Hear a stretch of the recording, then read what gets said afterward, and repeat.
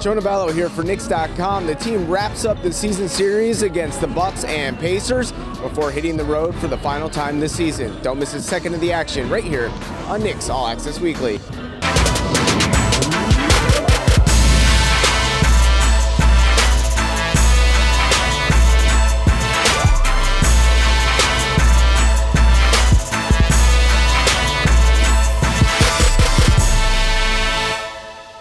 After a day off, the Knicks were back at work on Tuesday afternoon for a practice session with another home game on the horizon. It's easy to get kind of that last week of school mentality, you know, where you get a little giddy and everybody's laughing and giggling and looking forward to the summer break.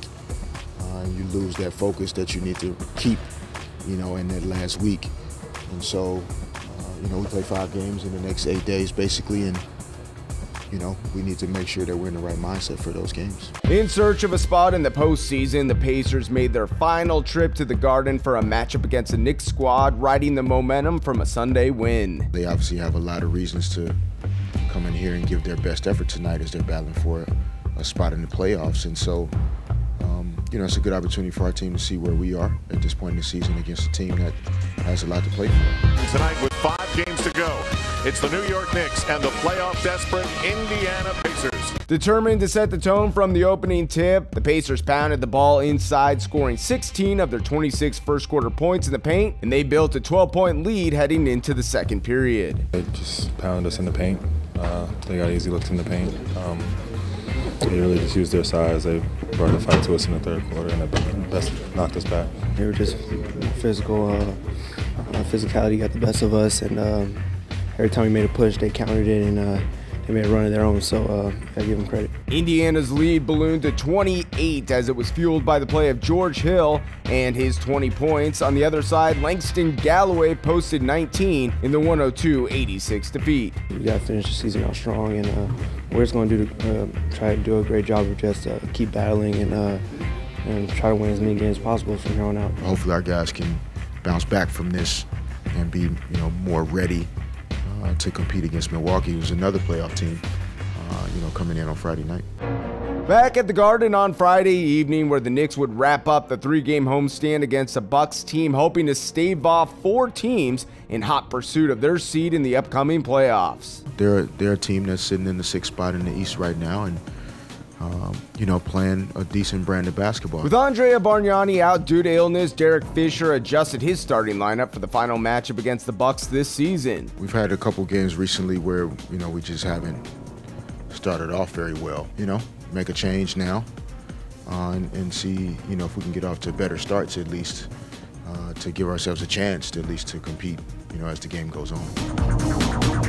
Giannis Antetokounmpo and Chris Middleton combined to score 16 in the first frame, while the Bucks generated a 7-point advantage, but the Knicks fought back in the second quarter by scoring 28 and trimming the deficit to just 3 at the break. In the second quarter, you know, I think we played good D.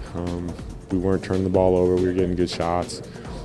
We were attacking the basket, getting to the free throw line. We were getting to the basket, getting a lot of layups. I think in that stretch we got a few fouls too, so getting to the line is always good. That third quarter really feel like, you know, they got, you know, some easy buckets and just enabled them to kind of, you know, feel more comfortable offensively and build that lead. Milwaukee outscored New York by 13 in the third quarter, which was enough to carry the road team to a 99-91 win despite 20 points from Langston Galloway and Lance Thomas's 16. We turned the ball over 11 times in the third quarter, and that's hard to overcome.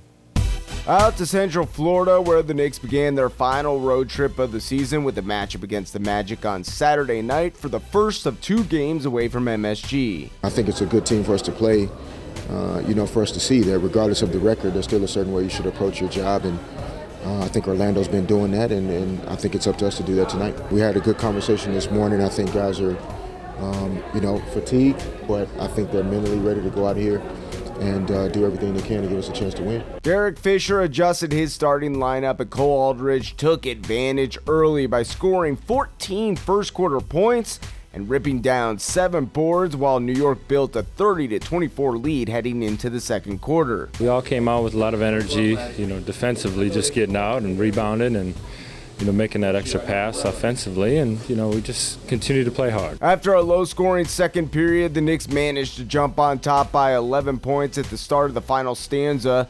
New York's defense was suffocating the home team, holding the Magic to just 30.6% shooting from the floor. It was 8-7 in the second quarter, so our defense did a great job of just withstanding that whole quarter. And even though we didn't score, they didn't score as well, and made sure that. A back-and-forth battle would ensue in the fourth period, with both teams exchanging leads down the stretch.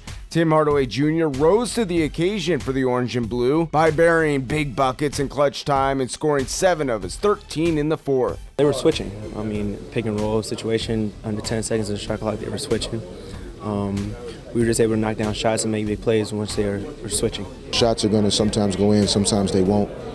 He obviously made a very important one down the stretch, but I thought all the other things he did tonight were what really helped us win. Behind Hardaway Jr.'s explosive final quarter and a career night at Aldridge, scoring 19 points to go along with 14 rebounds, the Knicks escaped Orlando with an 80-79 victory to start the road trip on a positive note. We knew we had 3 games left before this one, and we just wanted to make the most of all 3. We're not going to just lay down. It doesn't matter what our record is, and we all have pride in this locker room. So just coming out and just playing hard every night and giving ourselves a chance to win.